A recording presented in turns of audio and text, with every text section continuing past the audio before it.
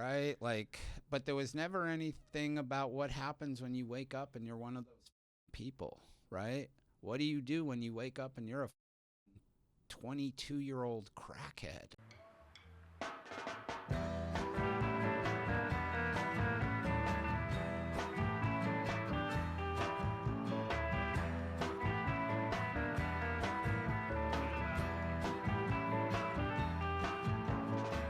Which is always the best.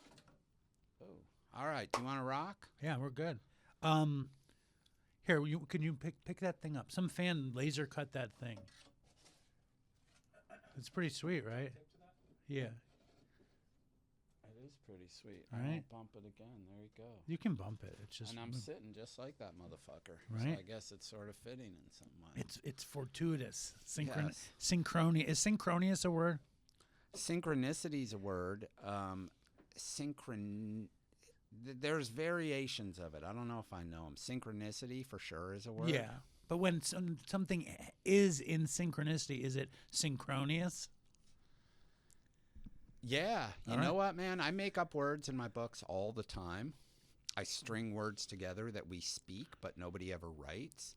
And so if it's not a word, I'm going to put it in a fucking book. Please. So you got to text it to me. Synchronous. Synchronous. I think that maybe should be the title of your next book, The Synchronous Ways of Love. Synchronous Ways of Love, yeah. I'm very excited to have James Frey in our show. You've been on our show before within DopeyCon because you won the Brandon Novak Dopey Medal of Freedom I this year. did, from my old great friend Brandon. Yeah, I had known, obviously I know about Dopey. I've listened to Dopey before. I tend to live a very quiet, reclusive, private life and don't come out. And Brandon was like, they've given me this award every year for 5 years. You have to get it. I'm giving it to you. And I know he was really nervous. I joked when I got here, are you surprised I showed up? Because I know Brandon was really nervous about whether I was going to actually fucking show Well, up. he goes, what do you think about if I give it to James Frey? And I said, well, I messaged we messaged years ago because you're friends with AJ Delarious. Friends with AJ Delario. And so I reach out to you and you're like, you're interested. You were cool. And then all of a sudden I think you were like, I'm not ready to do this. And we didn't talk for a while. So Novak's like, listen, he said he'll do it. Don't spook him. Don't bother him. Don't say anything that's going to spook him. And I was like, okay.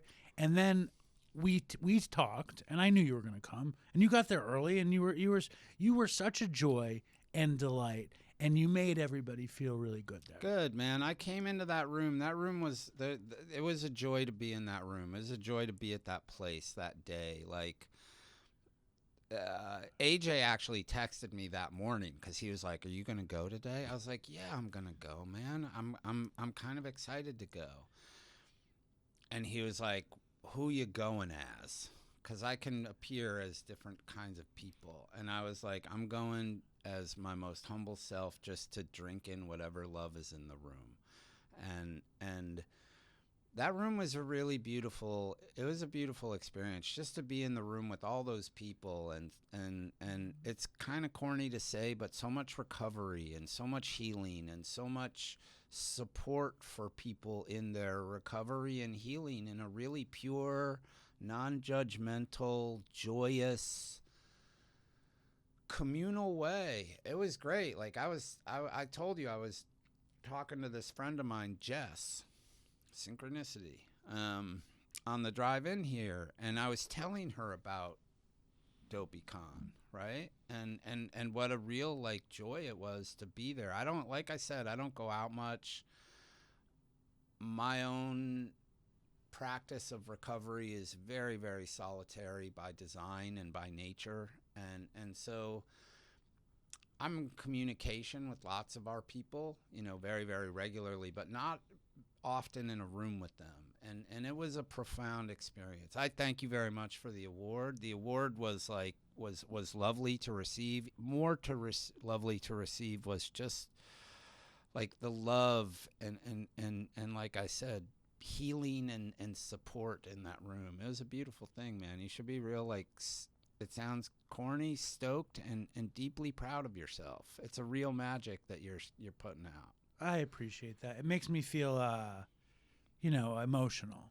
So, As it makes me feel emotional. You can see me getting all like. well, when you did it, because like the DopeyCon is usually a total shit show. Like there's lots of problems, there's lots of chaos, there's lots of Life. yes. And you went up there and you mentioned like that you felt among your people. Yeah. And there were people there with different political opinions, different money, different sobrieties, using whatever, and you united the room. And that was great. It made me very happy. Great. And listen, like James is a national best-selling author, and really, for my money, you kickstarted the entire world of recovery writing. I mean, like there were some autobiographies, but not until really what you did, and it changed writing, it changed recovery, it changed a lot of language. And I read A Million Little Pieces when I was using 2003. I read it. I remember I was a mess when I read it, and I think I read it in rehab as well. In between, I think I went to. I hope it helped in some way. It made me feel less alone, and it did a lot of really cool things to me. But and in my journey of trying to find you in general, I don't think I heard much of your addiction story outside of the book. I don't really ever talk about it. I don't. I've certainly never talked about it and been recorded discussing it. But I've never really talked about it. I've always said whatever I have to say about it, I said in that book, right? And when I wrote that book, it was designed and written to be a work of art, but to be a work of art that, in the best case scenario, profoundly affected people's lives. I had never read anything about rehab or about recovery. There were plenty of books about what it was like to become a drug addict, junkie. I mean, there's long lists, all of Hunter Thompson, right? The Miles Davis autobiography. Yeah, I mean, the Jim Morrison biography, right? Like, but there was never anything about what happens when you wake up and you're one of those fucking people, right? What do you do when you wake up and you're a fucking 22-year-old crackhead and your life is some surreal hell? And that's what I wanted to write, what it felt like to be addicted to something, what it felt like to have to resist that addiction, what it felt like to wake up with your life as some surreal hell, and also what it was like to be with other people in the same situation, right? A Million Little Pieces is a book as much about those other people who were there with me. They had such a profound effect on my life.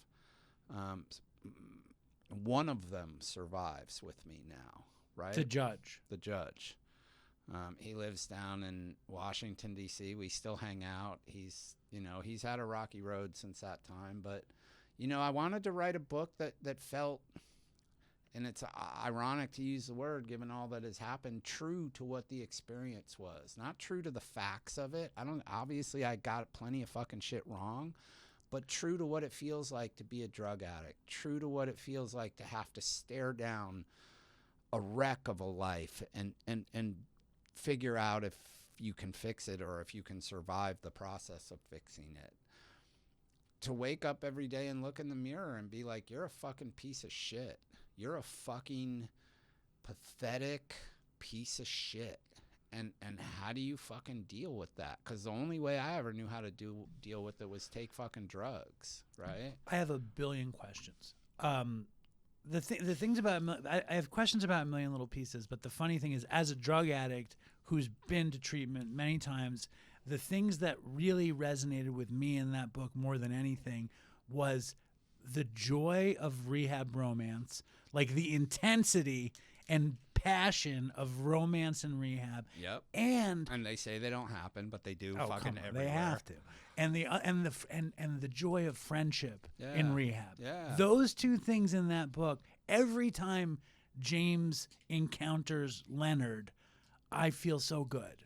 Like I'm so excited when he sits at the table. Yeah. Like I'm like there, he's got his friends, and I that is very like, it resonates with me, and the romance. Those two things. The friendship part of it was the most profound part of it. You know, I'm a solitary person now. I always have been.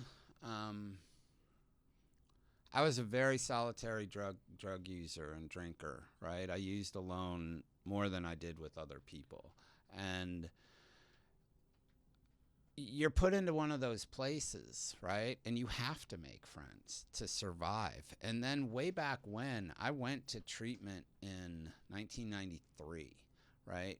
There weren't a ton of treatment centers around. It wasn't like today where there are treatment centers. There were like 10 of them in the country. Did you go to Hazelden? I went to Hazelden. I went to the Hazelden Foundation in Center City, Minnesota. So the sort of mothership. Sure. Um, We can take out anything you don't want me to keep. No, in you there. can. I've talked about this. I've given them lots of money. There's places at Hazelden with my name and my Nice. family's name on them. I'm not shy about Hazelden. Hazelden saved my life. I have only deep acknowledgement and humility in the face of what they do.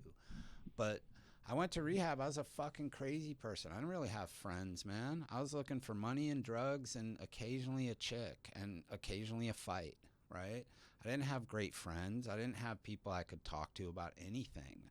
Most of the people who knew me in my life were like, fuck that crazy motherfucker, and had long dismissed me.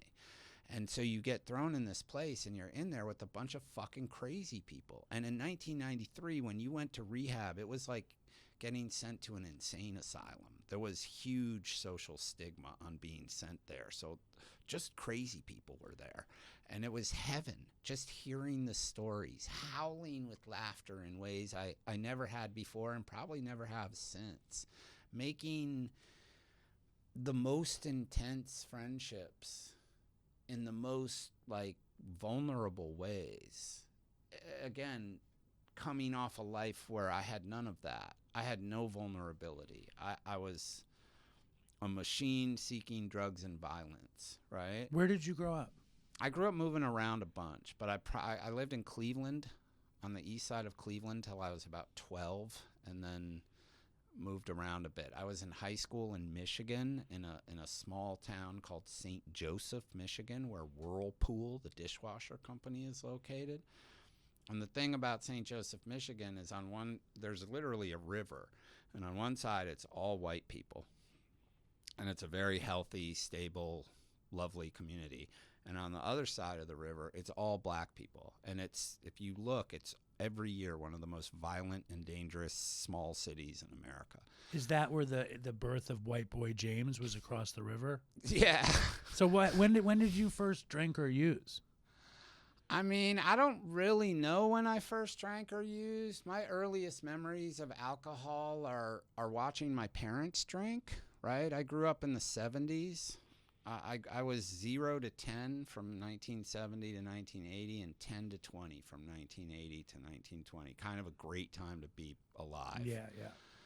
But when I was a little boy in the 70s, like, there used to be parties and everybody would go to like dinner parties and they would show each other slides and play bridge, all kinds of weird ass shit. And the kids would all go and get shuttled down to the basement, but inevitably we would sneak up because we'd want to see what the parents were doing. And I just remember seeing they would drink this stuff and it would make them happy. They would drink this stuff and they would laugh. My stressed out dad would come home from work so tense, he'd break if you touched him wrong. But he had a glass of this shit, and suddenly he was a different dude, the nicest, happiest, most loving, gentle dude in the world. And those were my first memories of it. And I remember being fascinated by it very, very early. Like when I was probably 7, 8 years old at a Browns game, if my dad got up to go to the bathroom, I would take a couple sips of his beer as fast as I could. And doing it knowing that there was some kind of limit as to how much I could take before he'd noticed I had taken it. So I was doing that young, right? My first real memories of like planned drinking were probably 10, 11 in Cleveland. Like me and this buddy of mine named Clay. used to steal his mom's cigarettes all the time. She smoked fucking Pall Malls, which I don't know. And no 10-year-old has any business smoking a Pall Mall, but we were. The unfiltered Pall Mall? No, they were The filtered Pall Mall. but they're still like robust. Yeah, robust is a lovely way to describe. I liked Pall Malls when I smoked. So horribly full flavored. I was a cool mild smoker, man. If you've never smoked a cool mild, you haven't lived. Just the menthol power. The delightful menthol feeling. Yeah, well, cool mild there's no delight to it. It's like power menthol. I don't It's think like I ever smoked a cool mild. Do they still make them? No, Joe Biden banned them. Why cool milds more than anything else? I don't know, man. You got to ask Joe, right? He probably couldn't answer. Yeah, he now, probably wouldn't but, know. Yeah, those were my first memories. So me and Clay, we would steal cigarettes, and one day we were like, well, let's steal some vodka, right? We can put water in there. She won't notice. So we started, Saturdays stealing drinks, and it did make me feel immediately. I was like, now I understand why all the fucking parents drink this shit. This is hilarious. I'm not scared of anything. All my insecurities seem to fade away. I just want to laugh and go be crazy. And so then from there, it was like, all right, what opportunities can I steal liquor? And so, again, when you're 10, 11, 12, you're still going to those fucking dinner parties with your parents. You just got better shit to do in the basement. So we would, steal and drink. And our parents would be so drunk by the time they were taking us home, they wouldn't notice if we were half drunk, right? Totally. And so that kind of thing went on for a while.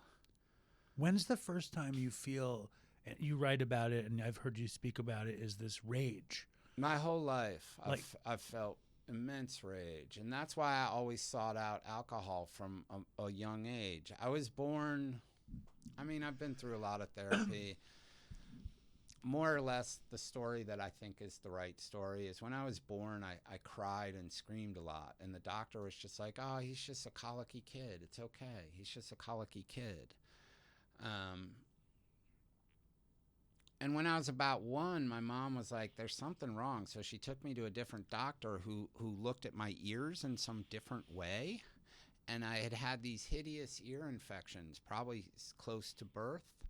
And they had eaten away my eardrum. So to this day, in my whole life, I have about 35% hearing loss. People always ask about my accent. They think I talk funny. And I kind of do, but what the reason I talk the way I talk is because when I was a child back then, if you had hearing loss, they immediately put you into speech pathology. And speech therapy back then, if you had hearing loss, they taught you to speak slower. So I was taught as a child to speak more slowly than normal people. People with this methodical deaf accent.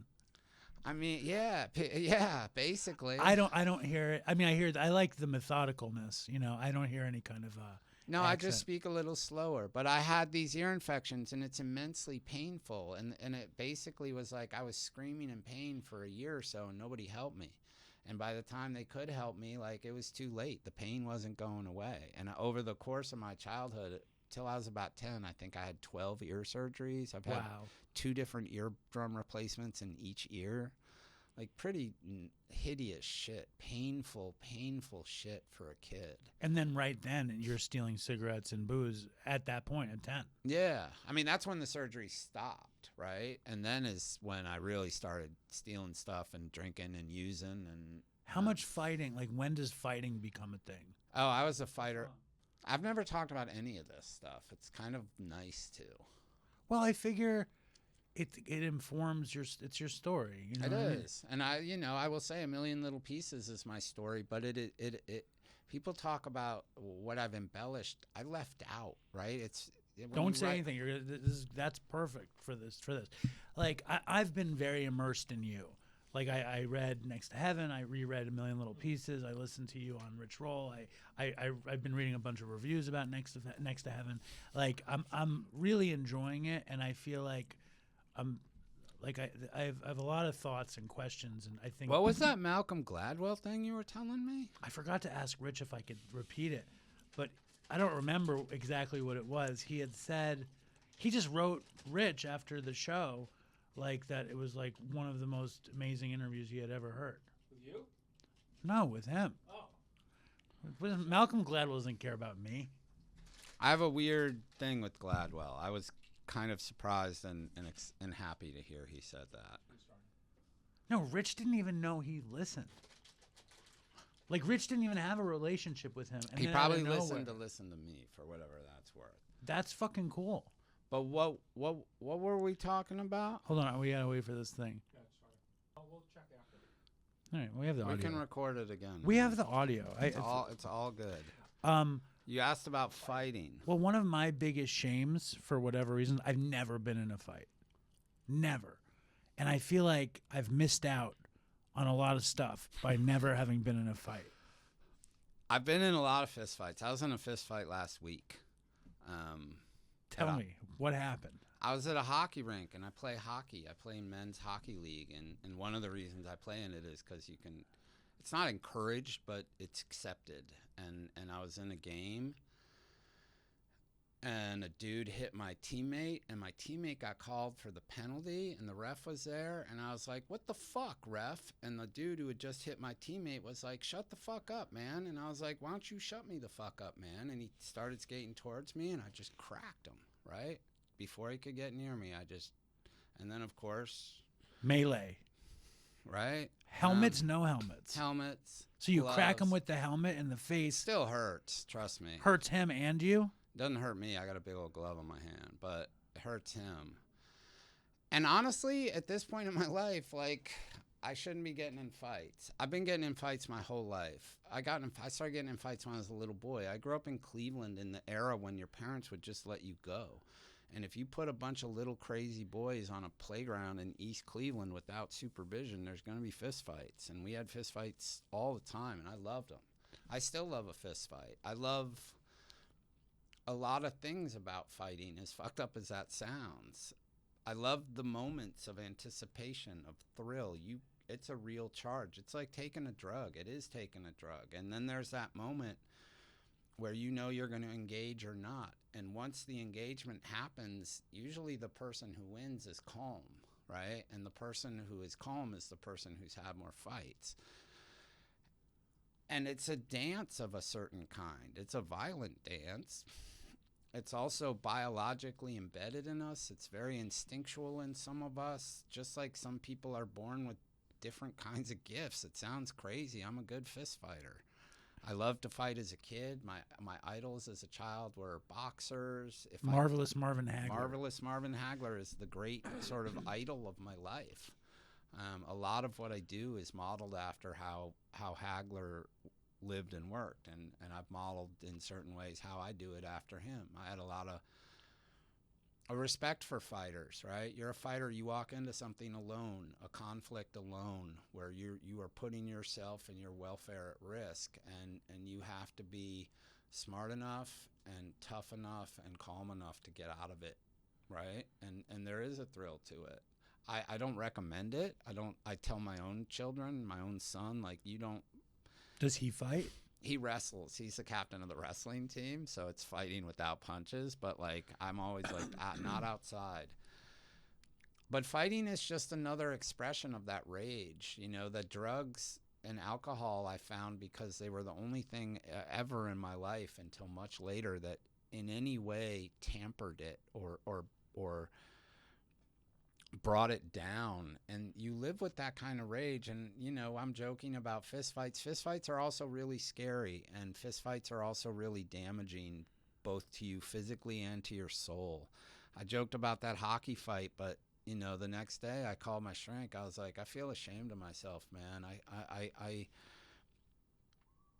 I lost control, and I snapped, and I was violent. And, like, as I've gotten older, I don't want to be. I've been in hundreds of fights. I don't need to be in any more of them. Well, I'd imagine that fighting is the ultimate expression of rage. Yeah. You know, you have this horrible anger built in. Like, why wouldn't it get out in that? Yeah. Yeah. You lose control, right? The rage takes you over, or there's no way to say it's not a loss of control if you're in a fist fight. But I also say I do love to do it, and it's a character fault, or it's just who I am. But you know, the drugs and violence and drugs and alcohol were always very, very tied up for me. They were always one and the same, you know, from a young age. Even I'm 13, 14 using. When I'm using, I'm going out and looking to raise some fucking hell. I'm looking to break something or destroy something or get in a fucking fight. So right? paint us a picture like 13, 14 James Frey. I mean, I had a BMX bike. I always had to be home at 9 o'clock at night. You know, I was smart enough that I didn't really have to study much to get C's, and that's all I ever got. And, you know, after school, it'd be like 3 or 4 dudes. All right, whose house are we going to hit up? Whose parents aren't there? And then so you go and you scrounge through the house to find whatever you can find. If we were really lucky, we'd find weed. We'd find alcohol everywhere. You'd find cigarettes everywhere. And then you go out on your BMX bikes and you just drink and Go nuts. ride around and look for trouble, right? You know, probably by 14, I was drinking, you know, probably 3-4 days a week, smoking cigarettes all the time, definitely smoking weed. Not anything heavier or stronger yet, but definitely not drinking beer. Right? Like when I drank, I'd buy cheap pints of whiskey.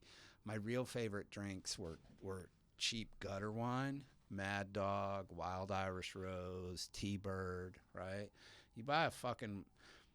People ask, like, what's Wild Irish Rose like? And I'm like, have you ever snorted cocaine? And people are always like, yeah, I've snorted cocaine. And I'm like, well, if really good cocaine is like a $200 bottle of wine, a bottle of Wild Irish Rose is like smoking a pipe full of crack, right? It is a thunderous, violent, aggressive drunk, right? There's no way to drink Wild Irish Rose and like go dancing. When's the first crack? The first crack was probably 16, right? How does that happen? Because I was 16. I was living in a small town in Michigan. I had moved to this small town from a city in Holland, from Eindhoven, Holland. Wow. And I remember I showed up to school that first day. It was halfway through 8th grade, and I was wearing a pair of khakis and a Run DMC t-shirt. And I have 3 earrings in each of my ears now. At various points, I've had all combinations, but I probably had 1 earring in each ear, right? Which in a lot of big cities, and certainly Europe at the time, was no big thing. So I'm standing in my locker at that school, and the captain of the football team comes up, and he says, "You're the new kid." And I was like, "Yeah." And another guy comes around the other side of the locker, and he sort of looks me up and down, and he goes, "Are you an N-word lover or an F homosexual slur Yes. or both?" Right. And I sort of laughed. And I was like, whatever, man. And him and his buddy, both at the same time, took their knees back and kneed me on each of my thighs. And they called it a bucky. So they kneed me on my thighs. And as they crushed my thighs, they were like, "Bucky!" And then they walked away. And that was my first hour in that school.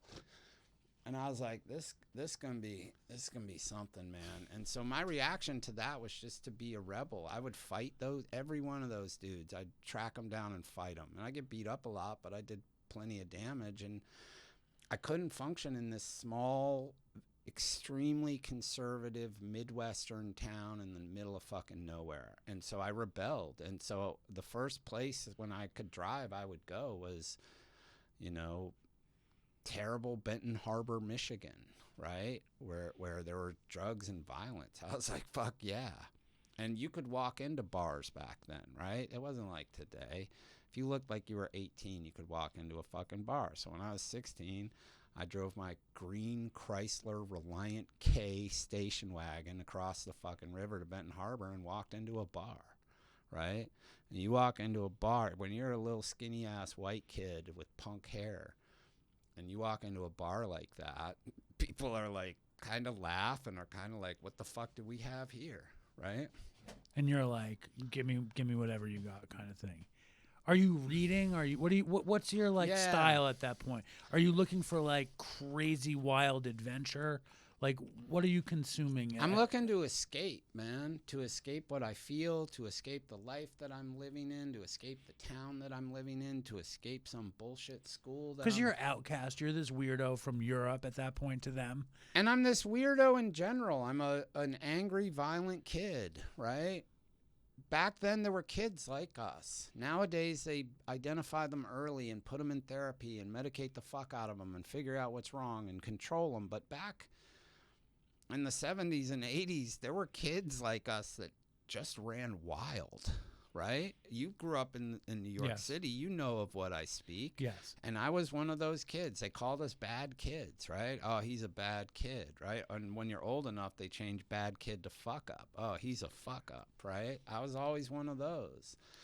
I read a lot. I always loved to read. Reading was, again, an escape from my life. I could fall into a book and I didn't feel like I needed to go kill somebody, or I needed to get drunk, or I needed to do whatever, drive a car too fast, or, take a big jump on my BMX bike and crash, knowing I was going to crash, and crashing just to feel the pain of it so that I felt something other than what I felt, right? So I'm this 15, 16-year-old kid living in a conservative small town, all white small town in Michigan, where I very much didn't fit in. I didn't listen to the music they listened to. I read books. I was into books young, So what was I reading at 14, 15? I was reading Hunter Thompson and Herman Hesse and Hemingway and whatever I could get my hands on, whatever was considered subversive, whatever was considered like pornographic, whatever was considered bad or dangerous. I looked for it musically, in books, in movies, in life. And so as a 16-year-old walking into these bars where I would be the only white person in them, right? And the people would think it was hilarious that this crazy motherfucking white boy had rolled over here, right? And yeah, I snorted cocaine long before I smoked crack, but I lost my virginity with the prostitute from one of those bars in the back of my dumb station wagon in the alley behind the bar, right? That was a traumatic experience. Why was it traumatic? Because you always imagine that will happen with somebody you love or in some beautiful, perfect situation. And with me, I was a 16-year-old in a terribly dangerous, fucked up, unhealthy situation. And I knew it, right? I've never also been dumb enough to not know what I was doing. I would read Hunter Thompson and be like, yeah, I'm going to be like that motherfucker. I would read, William Burroughs and be like, yeah, I'm going to be a drug addict. You would read about Jim Morrison. I'm going to be a fucking alcoholic, right? You would read about these dudes and be like, I'm going to be like that. So I also knew at a young age, I was going to be a drug addict, and I was embracing it and down with it. And that's, again, another thing that's profoundly changed in our society. You talked about how recovery culture exists. That didn't used to exist. They would just let you be. They would let you be a fuck up kid knowing you were going to die or end up in jail or something, right? But they didn't have all this help for people. And there was no help for me. And so then when you're that kid in that situation, suddenly the white kids in St. Joe are like, well, he can get us drugs. He can get us weed. He can get us alcohol. He can get us. So then there was this whole other weird thing where I started selling drugs and alcohol out of literally the back of my station wagon. And then you get acceptance in the white school, the adventure in the black town, and the outlaw status all in between. I never really got acceptance, and I never really wanted it. I never But everybody at some point, nobody necessarily wants status, especially in your situation. It gave me a status for sure, an outlaw status, a bad guy status, a criminal status. Somebody who's willing to not give a fuck publicly. Yeah, and who's willing to take the risks that all the other people weren't, It's the big fuck you. Yeah, and again, that's how I felt my whole life since my early memories are of getting in trouble for refusing to do what people told me to do, right? Literally, my earliest memories of being screamed at because I wouldn't do what somebody told me to do. And that has very much carried through my whole life. It's something I struggle with. And again, as I've gotten older, I've become a lot more uncomfortable with those types of urges and feelings. And I've been sober a long time. What do you mean by that? As you've gotten older, you've gotten uncomfortable with that? I'm not, for most of my life, I've been comfortable with the rage that's in me, right? I have used it in a variety of ways. Harnessed it. Yeah. For good and for bad. At this point in my life, it's just like a weight and a burden. As I was talking about that fist fight, like it brings me shame. And you know, we've chatted a bunch of times, but for me, what sobriety means obviously is not drinking or using drugs, but it also means not deliberately making myself feel shame, right? And when I fight these days, I feel shame. And when I get angry, I feel shame that I should have beat this by now, that it's not.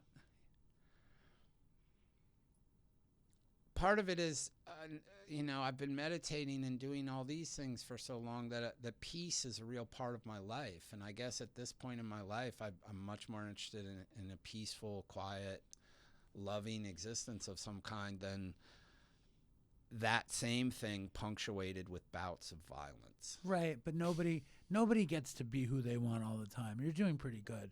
And you practice so much peaceful energy, meditation, all these things. It's like it's easy. Like I do things that I wish I wouldn't do that I think I got past at some point. Right. And then I'm like, fuck, I'm doing exactly the same thing. I'm in this fear. I'm in this defiance. I'm in this thing. And then I'm like, you suck. You know, like you're not, how could you not be past it? But in reality, like so many things are so much better. And you would tell me, dude, give yourself a break. I would. So I get to tell you that. Well, thank you. And I try to. But, you know, so at 16, 17, 18, I'm using cocaine probably 3 to 4 days a week. I'm drinking pretty much every day. I'm smoking a pack of cigarettes a day. Occasionally other drugs would sort of bop in or out. Like mushrooms were something that would occasionally be around. You know, I would take them, right? Acid would occasionally be around. I would take it. We used to get these black speed pills, beaners. I took a lot of those. I had an overdose of those at my prom. Like I went to prom and I ended up in the hospital with this. Please tell me as much of the story as you can remember. These are the good ones. I mean, I remember I had a prom date and I was really excited about her, and she actually went to the local Catholic school, and she was a year younger than me, and she had a brother who was a year older than me. And like 3 days before the prom, she called and she was like, my brother will not let me go to prom with you. I was like, it's been 6 weeks. She was like, not happening. So I didn't have a date. So I called this girl I knew who was down for anything, right? And I knew she didn't have a date, and I didn't have a date, and I was like, fuck it, let's go get ripped, right? Let's go fucking be the crazy punks at the fucking stupid prom. And so I got a bag of these speed pills. It was probably not a huge bag, but probably 10 of them, 12 of them, right? And a bunch of booze, and we got all lit up, and she probably took 2 of those pills, and I took 8 of them. And I did cocaine, and I smoked cocaine, so I was like, I'll be fine here, right? And I drank a fucking ton, probably more than I'd ever drank in my life, and I hardly felt it. And, you know, the next morning, I'm imbibing alcohol, trying to get my hands and my body to stop shaking, and my heart rate's, you know. And I was like, I just drove to the hospital, and I was like, I took too much speed last night, And then they put me in a room and gave me an IV and Slowed you down. slowed me down. And did your parents find out about that? Yeah, my parents found out about it, but it was like my parents couldn't do anything. I was telling this story to a mom the other night, one of the worst moments of my life, but it's indicative of how it worked. My dad was always away working, right? And my mother couldn't control me. And I remember when I was like 16, I laugh about it, but it's a horrible moment. She found a bag of speed pills and marijuana in a drawer in my room. And so I came home from school and she started screaming at me and she held it out. She was like, what? Holding. And so I literally just snatched it from her. And she started screaming, give it back. And I was literally holding it above her head, taunting her. Like, you're not going to fuck. And I was 16, you're not going to fucking get this back. And I just turned around and walked out of the house. I came back like 2 days later. There's a version of that in Million Little Pieces, right? There might be. Where she goes into your jacket Yeah. and finds a bag of weed. In the story in Million Little Pieces, all that happens. And then she starts hitting you. And you grab an arm, and she hits you with the other arm. Yeah, that she swung at me, so I grabbed it. She swung at me. But you don't mention speed, which is interesting. Yeah. And I mean, we're gonna get to all that. I think it's such bullshit. Anybody said anything to you about any of it? Like, for my money, like, you're a drug addict and an alcoholic, and you wrote a book. It's like, how is anyone supposed to fucking know anything past there, in terms of reality? I mean, I still don't, right? That's what I'm saying. That's exactly what I'm saying. I don't remember. That's exactly what I'm saying. But yeah. I mean, I don't know where you want me to go from here, but like I want to know first, before we go anywhere, like, who's calling you White Boy James? Is that a real thing? I mean, the black dudes in Benton Harbor would call me White Boy James because I was the only fucking white boy who ever rolled over there to hang out with them and buy drugs from them and walk into their bars and drink literally 40 ounces of Colt 45 in the 80s. That's what you would fucking drink. But I think you got status there for being White Boy James, and then you got status back in the white side for sure. I did. I Yeah, got status. it's a good deal. I got status on both sides. Like I said, people couldn't believe when I first started going to Benton Harbor that some fucking 16-year-old white boy was walking into a bar, ordering a drink, and being like, "What the fuck's going on here? What do we got going tonight?" Right? They thought it was insane. It was insane. And then the people in St. Joe thought it was insane. And yeah, I got status on both sides. I got in trouble on both sides. And honestly, I had a lot more fun in Benton Harbor than I ever did in St. Joe. I remember I went to a Super Bowl party in Benton Harbor when I was 18. I was a senior in high school, and I got invited to a fucking crack dealer Super Bowl party, right? And all the kids in high school were like doing family stuff or whatever, and I drove over to a fucking crack dealer's house, and there were probably 10 dudes there. There were probably 5 women there who were there to service the 10 men in whatever ways desired. And we just smoked crack and drank 40s and watched the game. And I remember sitting there being like, what the fuck are you doing, man? But also being like, you're the fucking king, man. Yeah, this is cool. Right? You're living the life. You're living the fucking, the Hunter Thompson life, the Jack Kerouac life, whatever it is, the rebellious, crazy, fuck up. You know, you know this, back then people used to say with all seriousness, like, live fast, die young, man. And it's when better to die than to burn out. Right. Right? When's the seed planted of who you could be? That you could be this outlaw writer that not for a long time. Like, I went to college. I was a drug dealer in college. And you mostly sold coke? Yeah. Yeah. Where'd you go to school? I went to Denison. So me and another guy sort of controlled the drug trade there, and we would drive to Dayton every other 2 weeks. I remember the first time we were going, I was like, fucking Dayton, why Dayton? And the guy was like, well, if you think about Ohio, there's 3 big cities in it, right? Cleveland, Columbus, Cincinnati. So the cops are going to think the drug distribution's coming out of one of those cities, but instead they have put it into this smaller city that is actually equidistant from all three, right? So I don't know if it's still this way, but back in the day, all major drug distribution to like Ohio and Indiana came out of Dayton.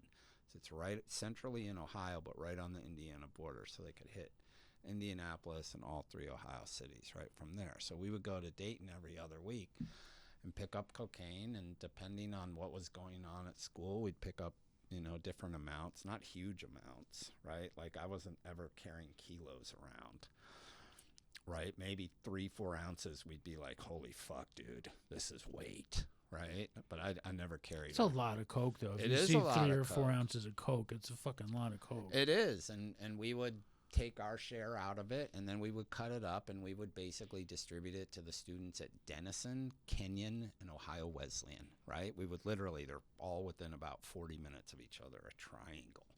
So we would come back, we'd cut it up, we'd put it in the little bindles, right? And then we would call the dude in Kenyon and be like, we're a half an hour away. And it was just one dude at Kenyon we gave it to, one dude at Ohio Wesleyan we gave it to, and then at Denison we distributed it to our friends. Or sold it to our friends. And were you drinking a shit ton at that point? Drinking a shit ton, a ton of blow. Like, I always had this policy with school called the just show up policy, which is if you just show up, they won't fail you. They'll give you a C. If you come to 95% of the classes, they will give you a fucking C. That was how it was my whole life, right? Just show up. You don't have to do the work. You can fail the test. They're still going to give you a fucking C. I didn't fail the test, but I would get, consistent C's. And my parents lived abroad again. My parents, when I was a senior in high school, we moved to Brazil. So when I was in college in the United States, like I was here alone with a credit card. And my parents lived in São Paulo, Brazil. Right? It wasn't like they were going to come check on me. And so I ran wild again, right? I would go back to Brazil in the summertime. In the late 80s and early 90s, it was a glorious place to be if you were a fucking cokehead, right? We used to see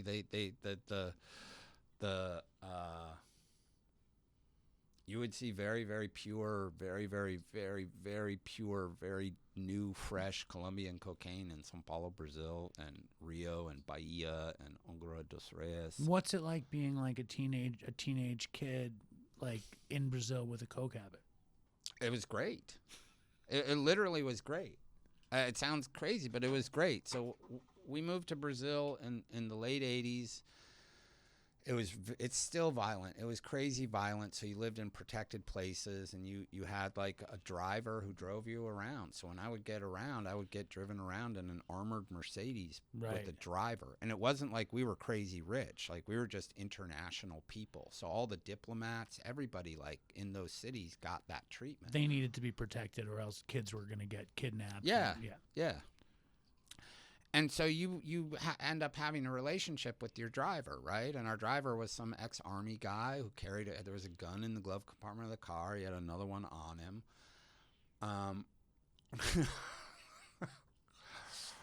And he would get us stuff, but then you live in these protected places and you hang out with the Brazilian kids, and like it was crazy and wild. We would go to Rio with, 2 8 balls of cocaine and snort perfect, pure power blow. How did it compare with the blow in Ohio?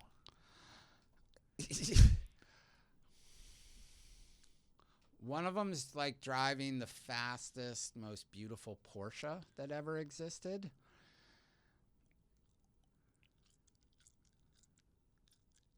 And the Coke in Ohio is like a Trans Am without a muffler. Right? It's still fast as fuck. It's just a radically more rugged experience. And is anybody like spotting that you might have an issue at that point? Yeah. I mean, my parents have been told since I was a child I have, behavioral issues. The words mental health didn't even exist. Behavioral issues was the term.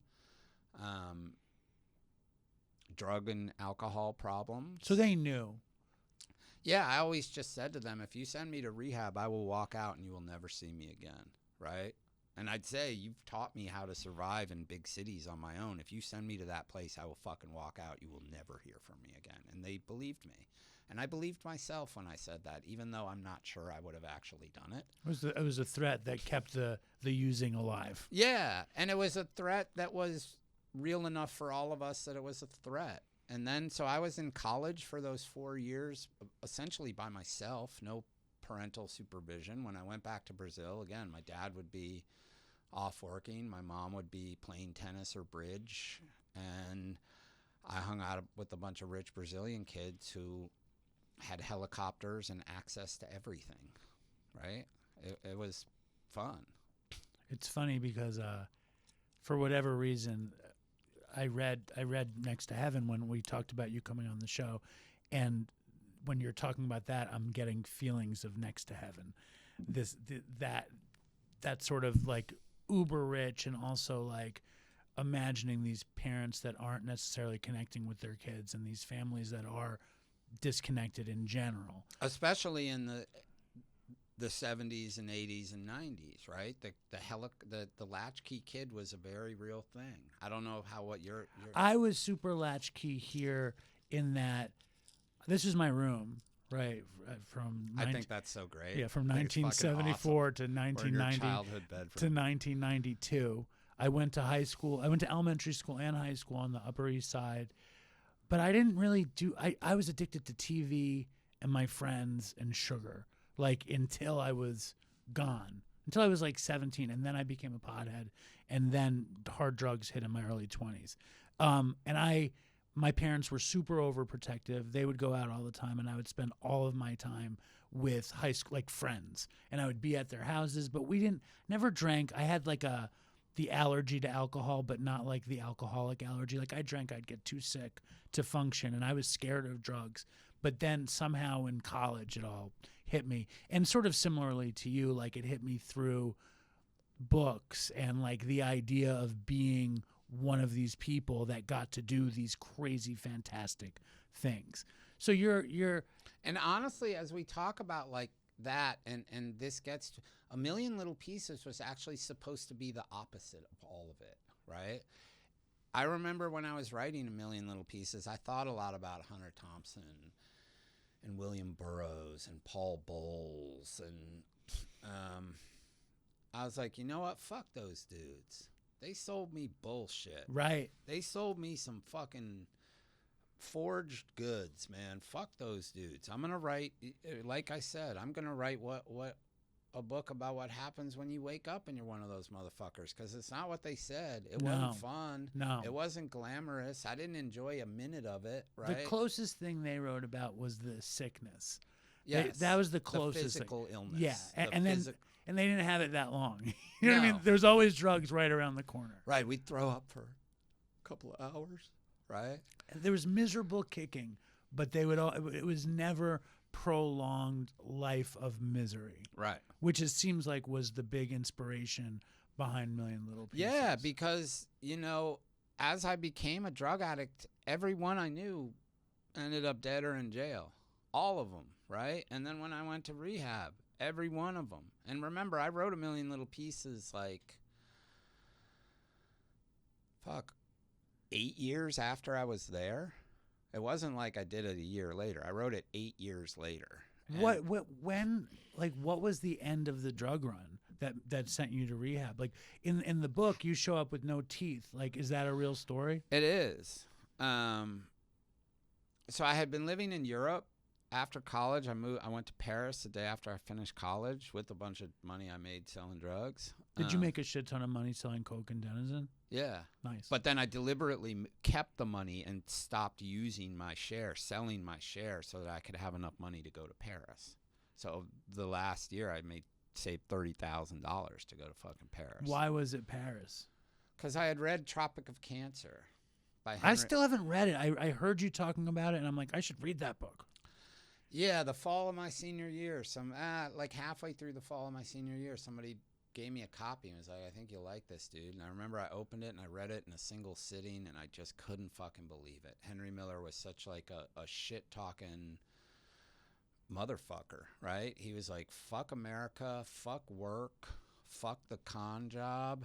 I'm going to go to Paris and I'll be happier penniless than I will be engaging in this horseshit in the United States. And he wrote a book about like basically living wild and free in every way.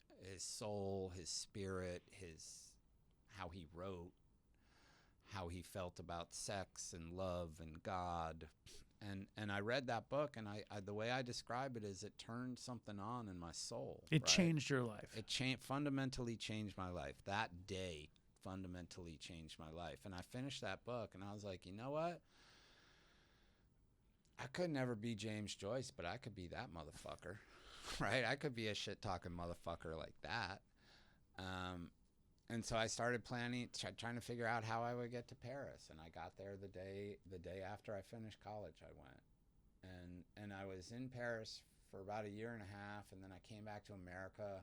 And a friend of mine from Brazil had a condo that they never used in Wrightsville Beach, North Carolina.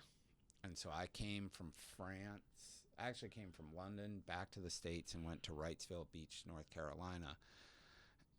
And lived there with a friend of mine from Brazil who would just sort of come in and out.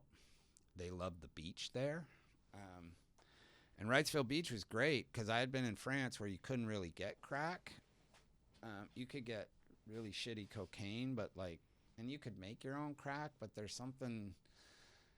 You weren't the greatest crack manufacturer? I wasn't a great crack manufacturer, and there's something like not near as exciting when you make it yourself and you smoke it than when you buy it and you smoke it, right? I don't know if you would agree with that, but I wasn't a big coke or crack person. I probably smoked crack twice. I did a bunch of coke, but coke made me sleepy for some reason. It's all brain chemistry. But one of the things I always loved about drugs wasn't just the drugs. It was everything around it. And I grew up in the age when you had to go to a drug dealer on the street to buy your drugs. And so every time you made a transaction, and there were bad, ugly laws back there, there was some inherent risk in it.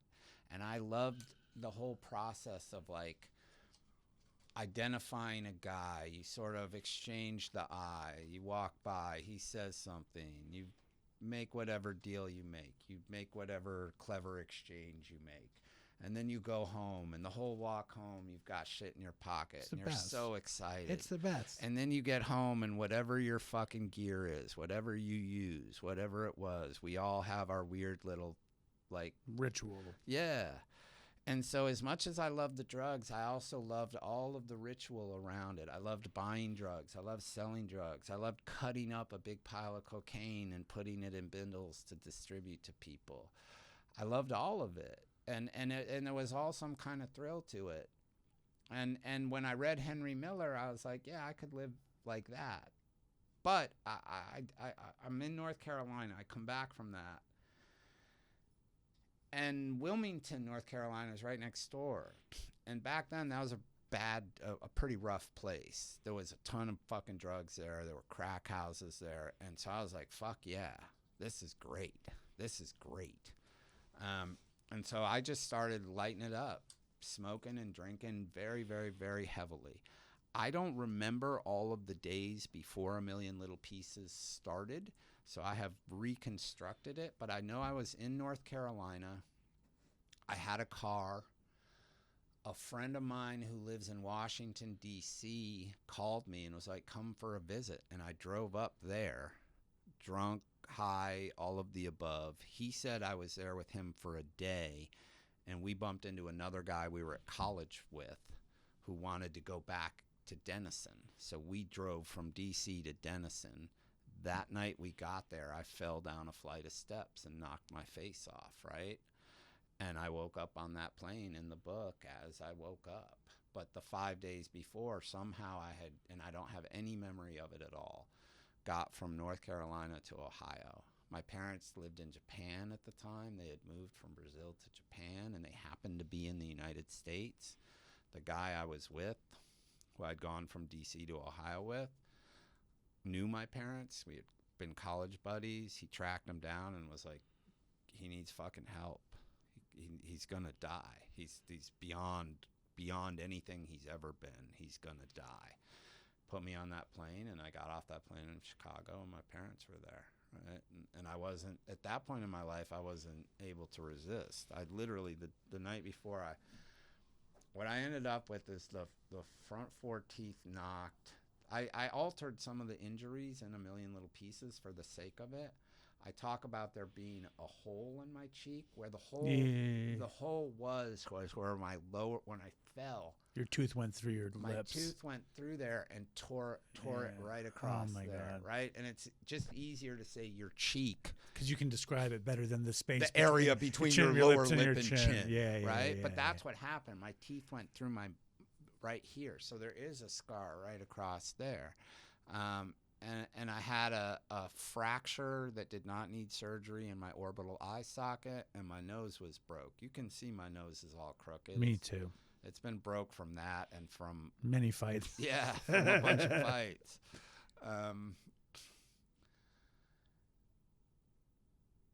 But once I was back in America, I was a bad drunk, and I could get drugs, but not great ones in France. I mostly was just a bad idiot drunk.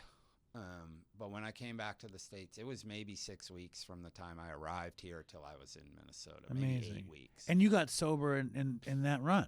One shot. I went to Hazelden once. And you were very anti 12-step in that book, which is very fun and refreshing.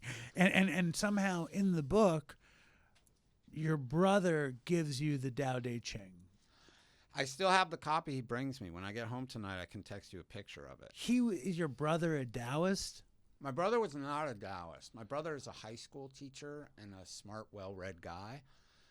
But he knew that I wasn't buying what they were selling, right? He knew, like... You needed something else.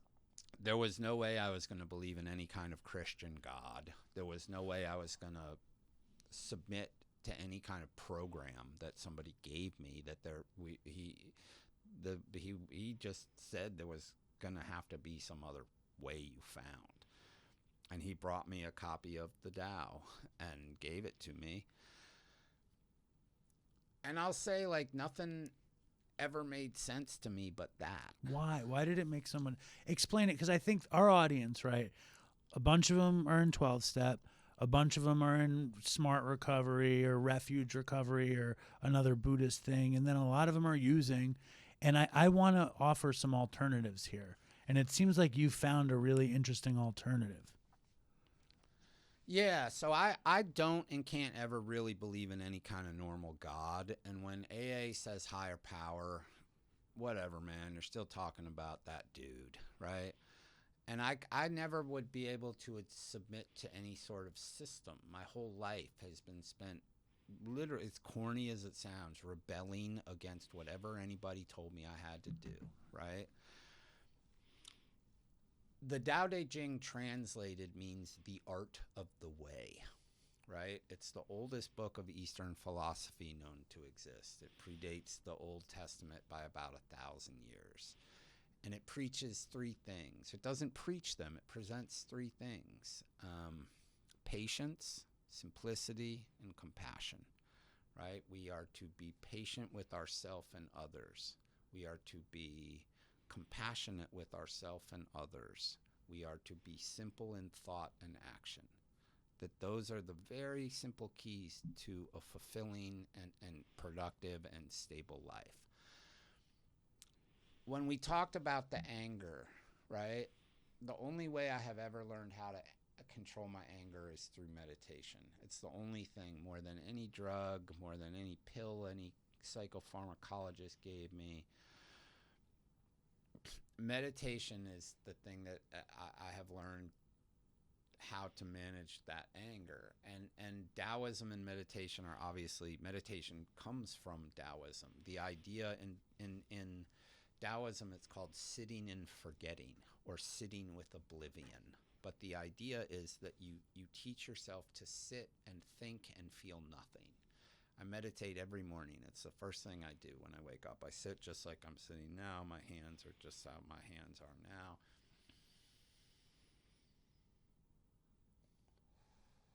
and I have taught myself over years and years and decades, very quickly I can drop into a place of absolute nothingness, where I feel nothing, where I think nothing, where there's no spinning in my head, where the only thing that's happening is I'm listening to the sound of myself breathe. That's the only thing that exists for me when I meditate, is the sound of my breath. How long do you do it for? It depends on the day, right? So the worse I feel in the morning, the more I meditate. I woke up this morning with anxiety, not over this, over some issue related to health insurance, which for every American, unless you're a billionaire, is anxiety inducing. Yeah. So I woke up and my first thought, I'm sure you were very anxious about Dopey too. I'm sure it was a big source of anxiety. my first thought was actually about this girl I know named Jess. Yeah. My second thought was, fuck insurance. My third thought was, you're going to need to meditate this morning. And so I let my dog out, and then I sat for probably 25 minutes in silence like this. Sometimes I use a timer, sometimes I don't. In mornings like that, like this morning where I'm like, I don't know if it'll be. I always do 15 minutes minimum, right? And you do the timer usually? I do the timer, or I put on this thing, what's it called? Insight? No, I put on this thing. It's just it's a song called The God Frequency, and it's 15 minutes and 45 seconds. Who makes that song?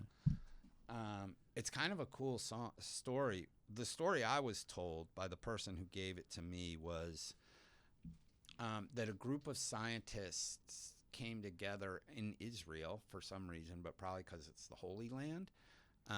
And what they did was they studied the brain patterns of a bunch of different types of very heavy-duty religious figures, right? So Buddhist monks, Muslim imams, Benedictine monks, but people who that in some way sought an active meditative connection to God. And they realized that they all had very similar brain patterns in meditation. And then they realized that there are certain sounds that can help bring your brain into that pattern. And they made a song called The God Frequency that's 15 minutes. And that's 45 awesome.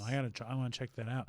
Now, as a drug addict and alcoholic and super defiant fuck at Hazelden who doesn't want God, who doesn't want program, it's like, it's a miracle that the Tao spoke to you, to me. Yeah, it is some kind of miracle, man. And I this will sound corny. What also the way to describe Taoism is, aside from the way and the simple concepts of that we believe in, is George Lucas, when he made Star Wars, based the Force on what we call the Tao.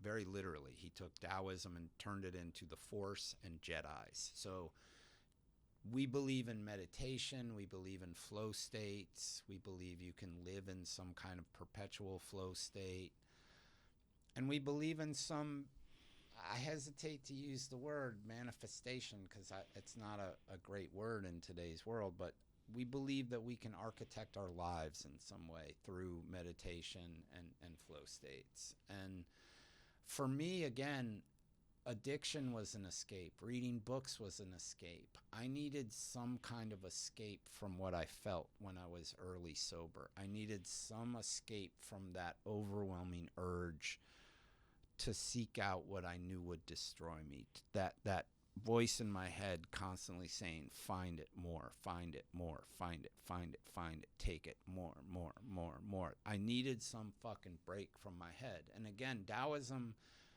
doesn't tell you to do anything. It simply sets how it views the world in front of you and says you can accept it or not. And Taoism is a lot about acceptance. So I was in that process accepting that I was miserable, accepting that I was in a horror show of a life, accepting that whatever lay in front of me was going to be incredibly difficult.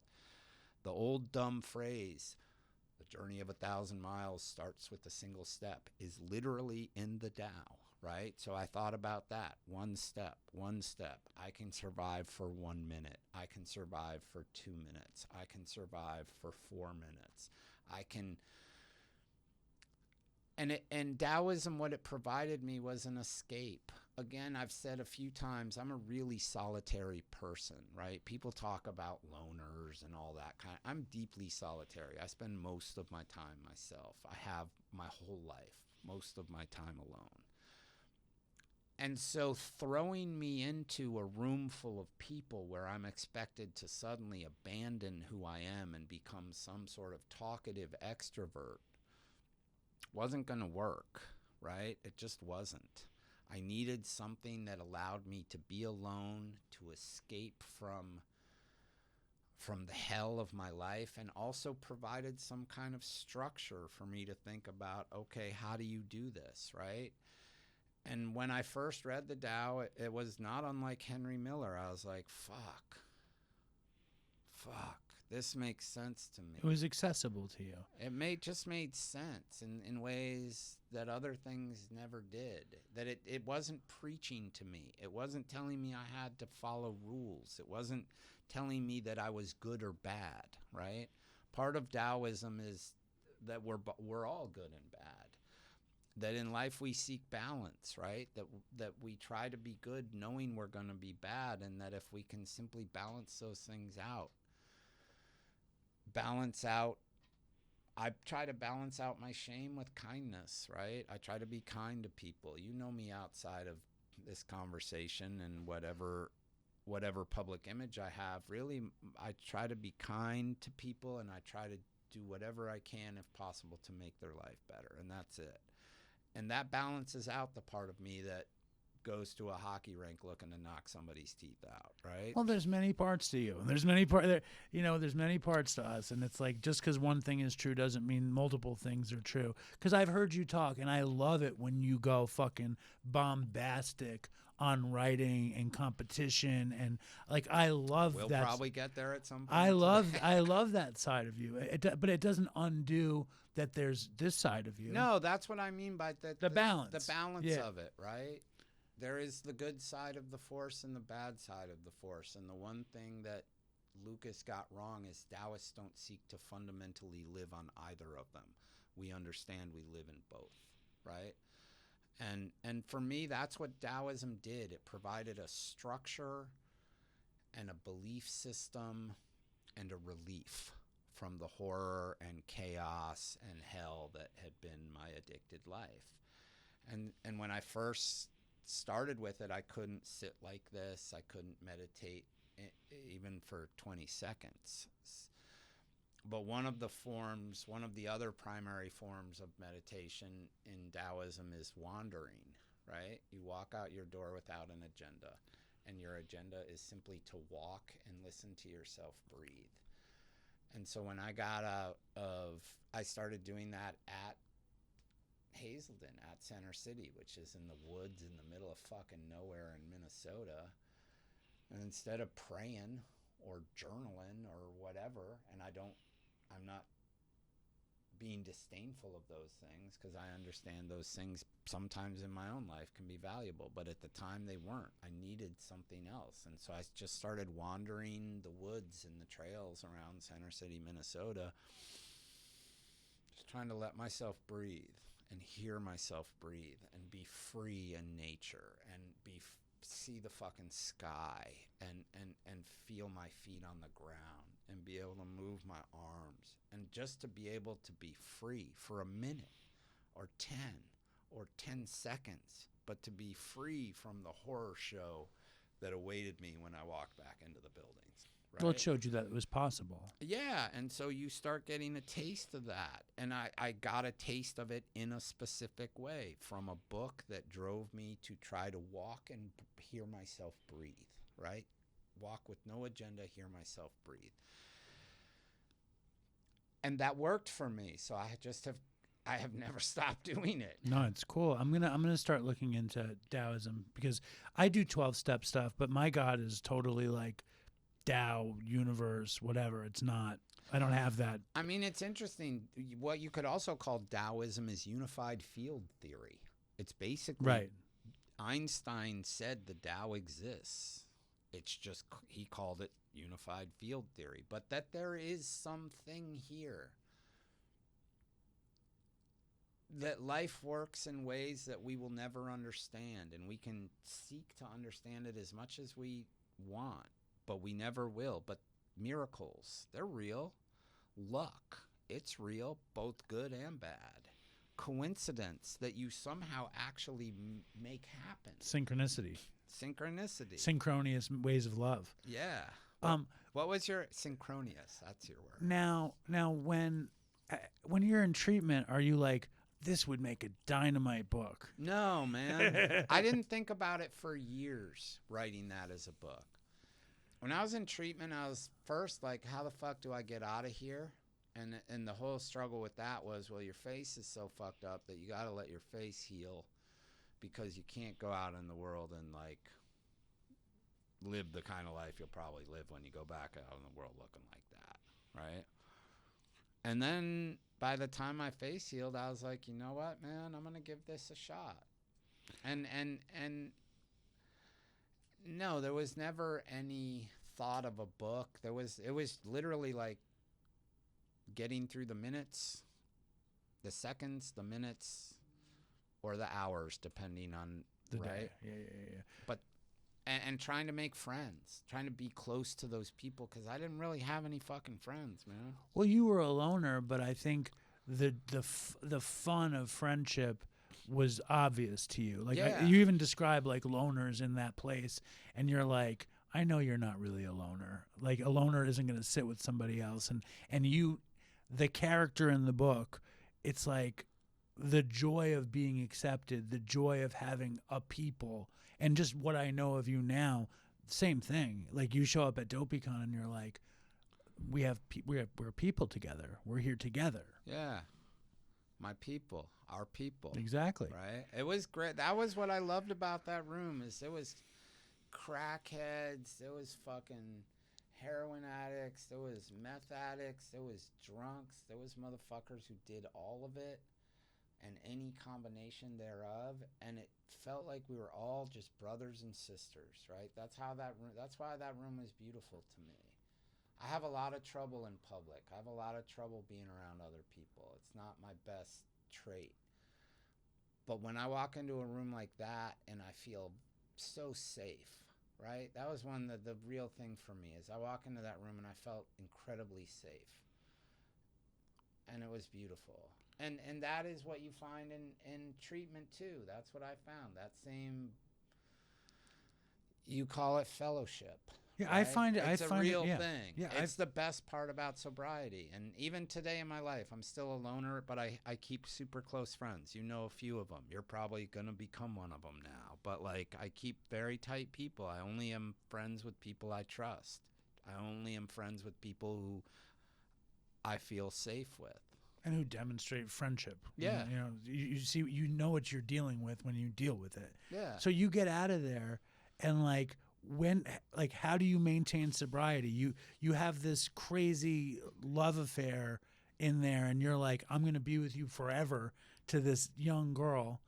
And then all hell breaks loose in the book, and you have to rescue her from a. I mean, some of that was over dramatized for sure. Who cares? I mean, who cares? You No, know. I mean, again, one thing that's interesting too, and as drug culture has changed, you grew up in an era where heroin and opiates were the dominant thing. When you grow up in the age of crack, you're also dealing with a bunch of truly crazy people. Violent, crazy. Unstable, crazy people. Madness. Yeah, and she had problems similar to mine.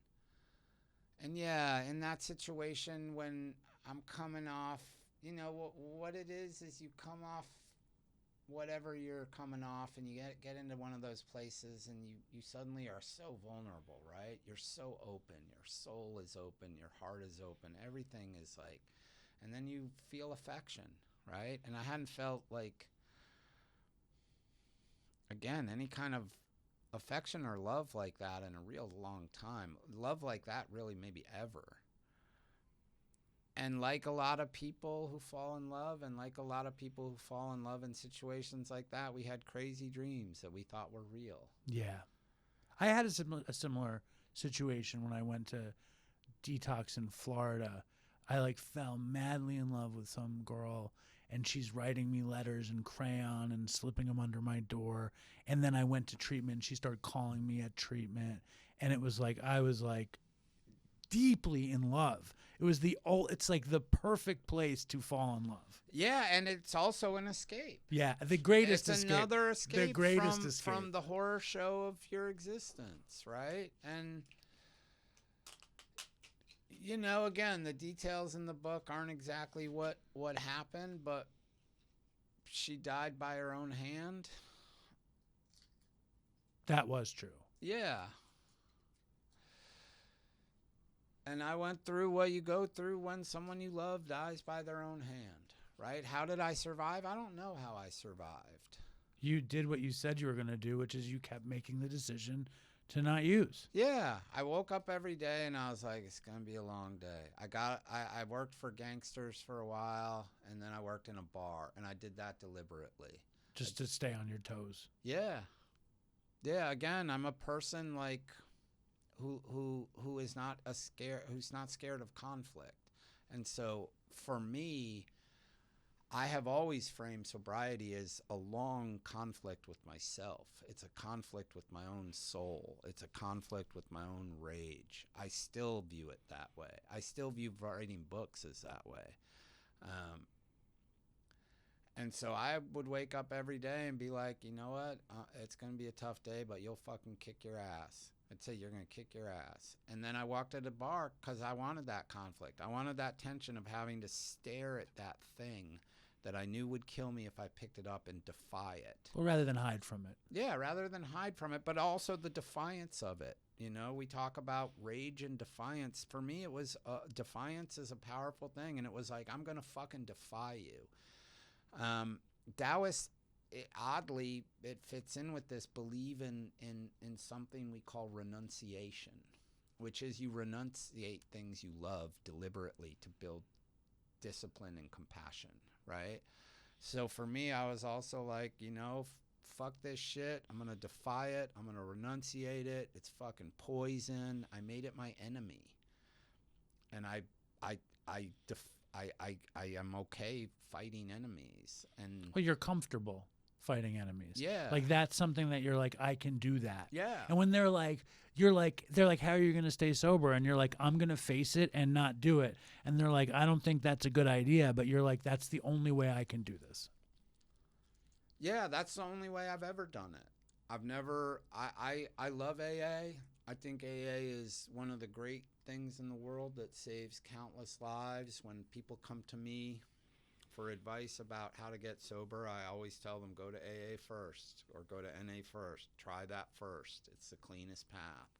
But I also know it doesn't work for a lot of people. And I also know a lot of drug addicts and alcoholics are people like me who are uncomfortable in social situations, or who have spent a lot of their lives alone, or who have lived lives that are full of trauma that has made them hesitant to be vulnerable. And, you know, I think Daoism offers another path. I feel like if you hadn't gotten sober when you were 22, 23, like if you kept fucking it up, eventually AA would have been good for you. But you pulled it off. You didn't need it. You know what I'm saying? Like I think I didn't want to do AA. I didn't get sober till I was 41. By the time I'm 41, I'm like, I'm fucking desperate. Tell me what to do. Tell me what to do and I'll do it. Like that's how it was for me. If I had gotten it when I was 23. I also think what I do works. It does. Meditation does work for my soul, and The stuff you talk about is exactly what Yeah, we try to do. It's surrender. It's meditation. It's kindness. It's prayer. It's all the same stuff. Yeah. It's just without somebody being like, James, you need to do 12 steps. James, you need to do Right. this. So but it's all the principles. It's honesty, kindness, service, love, compassion, discipline. Yeah, it's all of those things. I just practice it alone, and I practice it by listening to myself breathe. I practice it by service, which is a huge thing for me. Yeah. I practice it by trying to reach out to friends just randomly. Just call a dude and be like, What's up? "What's up, man? Thinking of you." Yeah, I would have. I remember those last couple years of using. I would wake up a lot of mornings and be like, "How are you alive? And are you going to die today?" Would be a couple of my first thoughts. Like, I'd wake up in places I had no idea where I was, how I got there, what had happened. I'd be like, "Oh fuck, how'd you survive this?" And then, sort of jokingly, I constantly wondered if any given day was the day it was going to end. Like, is this the day I get in a fight and somebody kills me? Is this the day I stupidly, drunkenly fall down in the street in front of a truck? Is this the day I just OD? Is this the day I drown in my own vomit? But for a couple of years, it was like, I wonder if today's the day, right? Something's going to happen. I wouldn't have lasted much longer. I truly don't think. I know we all say that, and I do believe it when people say it, but like, there was no path of anything for me. It was get sober or die. But you got sober young. Yeah, very young. I was 23. It was a blessing. All of it in some ways was a blessing, that I got fucked up so young, that I was filled with rage so young, that I got sent to treatment so young, and that it worked. So what happened between you walk out of Hazelden and you write this book? I mean, a lot of things. I lived in Chicago for about 18 months. I worked for my friend for part of it. I worked in bars for part of it. I was trying to teach myself how to write a book. Because you were like, I want to write a book. Yeah, I still had that dream of Henry Miller. I wrote a book in Chicago. It's one of the few books I wrote that I never published, that I still have pieces of. It's kind of a ridiculous book.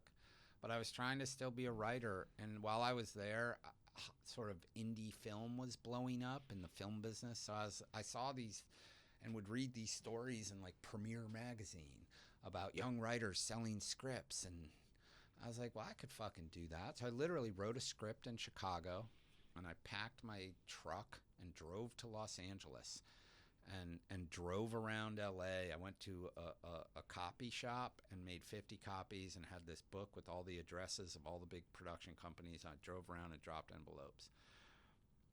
One of the few places that reads everything that is given to them was Amblin, Spielberg's company, and I got a call.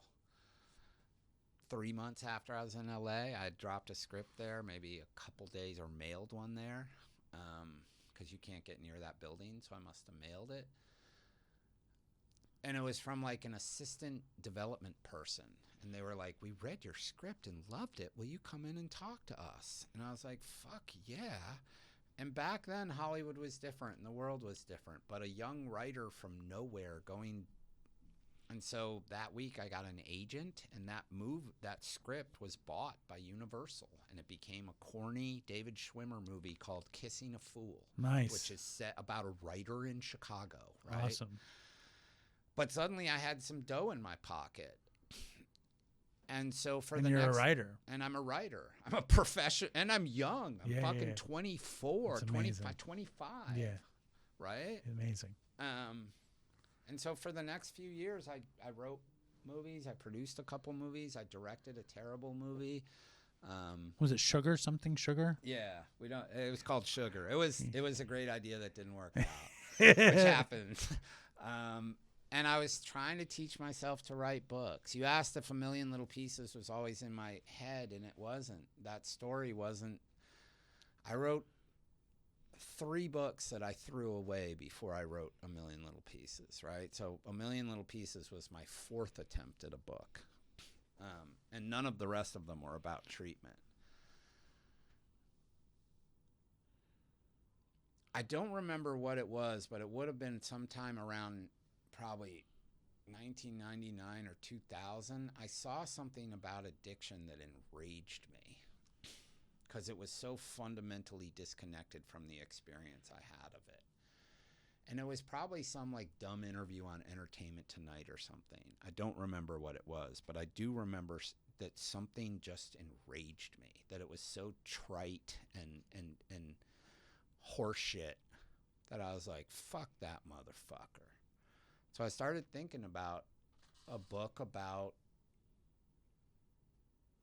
what happens when you wake up and you're a fucking drug addict, right? And I had a successful Hollywood career. I didn't need to go do this. But I did still also have the dream of being a book writer. That was always the dream. And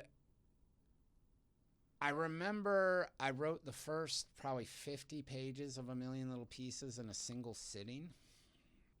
And I remember, I don't even know how it happened, right? We talk about magic and miracles. I don't know how I did it. I don't know how that writing style showed up on that day, but it just did in its entirety. It makes sense to me though, because it has everything you always wanted.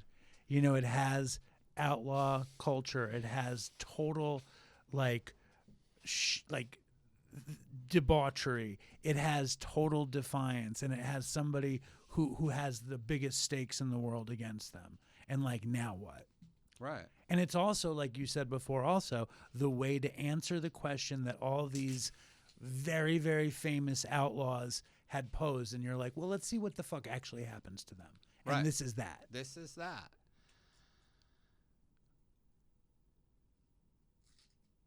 Yeah. And I wrote those first 50 or so pages of it in a single sitting, probably over about, 14 or 16 hours. And I remember when I finished it, I looked back at it and I was like, there you go. You fucking did it, and that's the book you're going to write. And that's how you're going to do it, right? Forward, you're going to make people feel what it feels like to be addicted. You're going to make them feel the horror of looking yourself in the mirror when you're a drug addict. You're going to make them feel the weight of a hideous life. You're going to make them feel what it felt like when you were sitting in that fucking joint, minute by minute. The anxiety and fear and tension and rage and helplessness of it all. And you're going to do it as precisely and powerfully as possible. Part of what was happening around this time too is I was about to turn 30. And I remember I had told myself, if you can't pull this shit off by the time you're fucking 30, maybe it's not for you. Maybe you're just a, TV writer, B-list movie writer, Hollywood movie guy. And so I put everything I had into that book. I put every ounce of my soul and my heart and of whatever I am into that, every word of that book. And I knew when I was writing it that it was right. I knew that I had found something. I believed absolutely, almost from the first words of it. And I remember writing the sentence, I wake to the drone of an airplane engine and the feeling of something warm dripping down my chin. I remember it happening, and I remember writing it. And it was just like, all right, don't be scared. Stay on structure. Stay on routine. Don't be scared. If you're scared, go there. If you don't think you should say something, say it. If you think you're being too vulnerable, be more vulnerable, right? Show yourself in the worst possible light, because that's what truth. What this was. And it was make a great work of art. It's also not accidental that the people talk about the book. It's not accidental that it functions with its own system of grammar, that it has no quotation marks, that it has no paragraph indentations. Those are all deliberate artistic decisions that are me trying to create art and style in a way that nobody else has ever done it. Right? And in a way that was radically appropriate to what I was writing about. A lot of that stuff came from the desire for speed, right? If you want to make somebody feel like they're addicted to something, there is always an urgency to addiction that people don't. This forward propulsive thing. You are always seeking something. You either need money, or you need the drugs, or you need somewhere to sleep. But you are always chasing some urgent need, right? And that always felt Kerouacian. Like that, I remember when I first read it, it reminded me of Kerouac and the idea of him having the ream of paper and not seeing any indents. And I'm like, I can get with it. And when I read it, when I was using, I was like, this is pulsating to my rhythm. Yeah. Even though I wasn't using coke, it still pulsated to my addict rhythm. Yeah, I've never heard that term, but that's the term. I had to find my addict rhythm. I had to write in my addict rhythm. I had to write in a way that was very clearly expressive of how addiction felt to me and how it felt to wake up and have to recover from it and deal with it. And the book, when I was writing it, you know, I always thought of it in the vein of Henry Miller. And Henry Miller wrote novels where he used his own name, where he fucked around. Is this real or not real? Kerouac did the same thing. Bukowski did the same thing. Baudelaire, Rimbaud, Celine. And why shouldn't you? And why shouldn't I? And I don't even understand how it bites you in the ass. Like I mean, the world was a lot different, and a lot of what bit me in my ass is my own arrogance and my own pomposity and my own willingness to go out in the world and talk shit, right? You talked about the bombastic nature. I wrote this book. I believed it was great. I believed it would fucking rock the world. Which it did. Which it did. Everything I believed happened. You sold, what, 13 million copies of this book? Something like that? A lot of them. Right. Crazy amount of copies. Numbers that people don't approach. I was figure skating. I was ice skating with my 7-year-old, her friend, and the mom. And the mom is like a materials engineer. And I was imagining you were probably a great skater. I could not skate. I went around once and I sat down and I'm finishing your book. And she goes, "Oh, I read that book." You know, and she's never done a drug in her life. You know what I'm saying? Like most people have read A Million Little Pieces. Yeah, man, it's been a weird thing. And how did Oprah even find it? I don't know how Oprah found it. I mean, you know, I wrote the book. It came out. It did extremely well. It hit, I think, number 4 when it first came out, which on its own. On its own in 2003 for an unknown writer from nowhere writing a brutal book about drug addiction. And back then, making the bestseller list was fucking hard, right?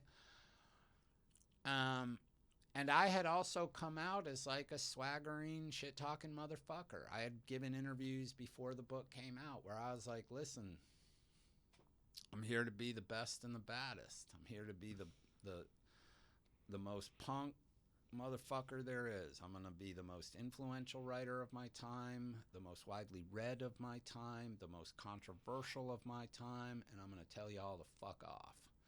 And I was saying things like this publicly that were being published in the New York Times and New York Magazine and wherever. You were living the fucking dream. I was a punk kid who somehow has pulled off having a book published by the fanciest publisher in America about my fucking hideous life.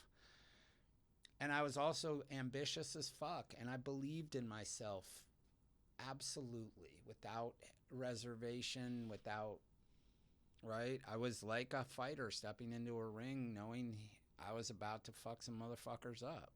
And the book did.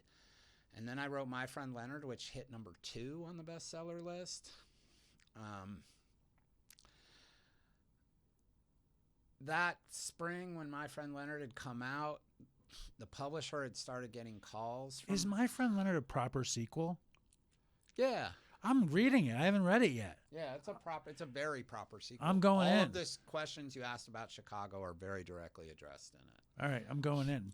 So My Friend Leonard is out, and it's Chicago. Does that draw Oprah to it too? So the publisher started getting calls from over people, would James Frey ever come on the show? And the answer was no. Why? Because I didn't want to go on there and be some kind of addiction guy, right? I considered myself a writer. I considered myself an artist. I considered myself somebody who doesn't have any expertise in addiction or any training in helping people with addiction beyond my own experience and the service that I have done as a recovering alcoholic and drug addict, right? I just didn't want to do it. And so I said no like 4 times. No, I won't talk to him. No, I won't talk to him. The 5th time, I don't know if it was the 5th time or the 4th time. It was after a few times. The publisher called me and was like, will you just have the conversation for us? Like, it's kind of a problem that you won't talk to him. Just talk to him. Just say no on the phone. But it's shitty that you won't. I was like, all right. I had a baby, a 6-month-old baby. I had a mortgage. I was living in Amagansett, New York.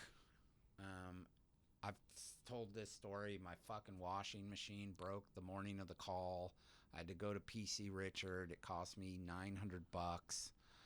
I was doing fine, but I'm still a young father. Money's money. Right? Yeah.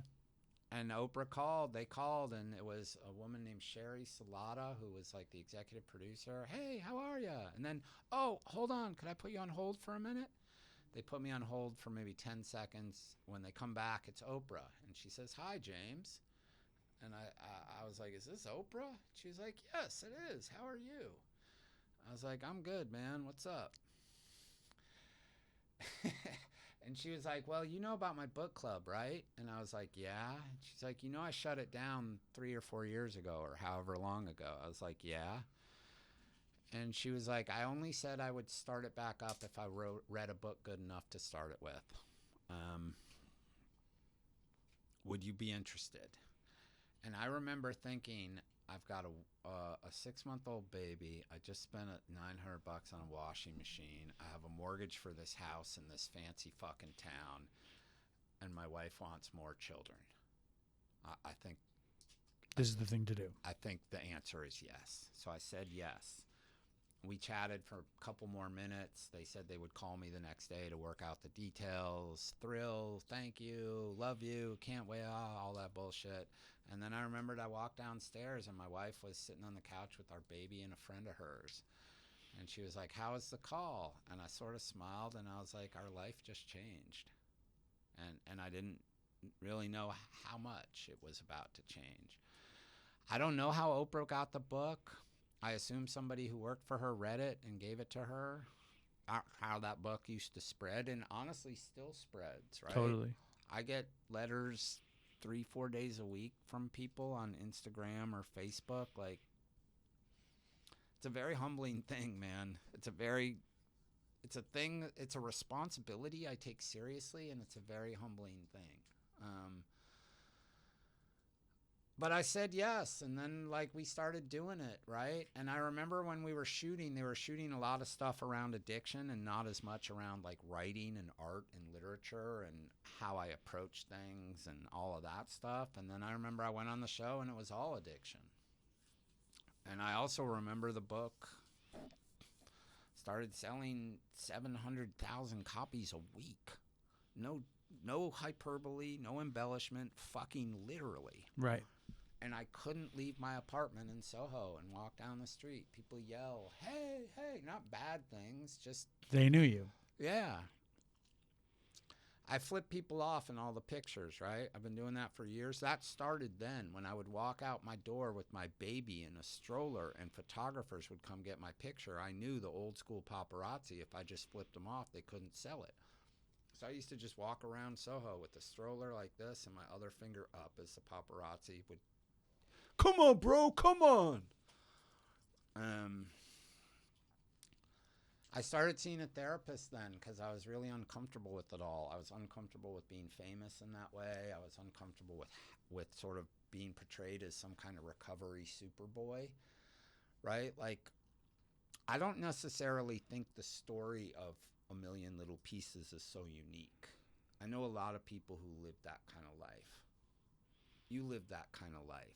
What was unique was that I was able to tell it in a way that touched people deeply and that made people who weren't drug addicts understand what it was like to be a drug addict, and made people who were drug addicts feel for just one moment somebody else understands it. Somebody else has felt this before. You also, though, really show what it's like to find recovery when you really don't have it. Yeah. And something changing within an addict all in real time. all of it. But that's a very special, specific thing, and I'm sure that was something that Oprah was like, "This is interesting to me because this is what people need to hear."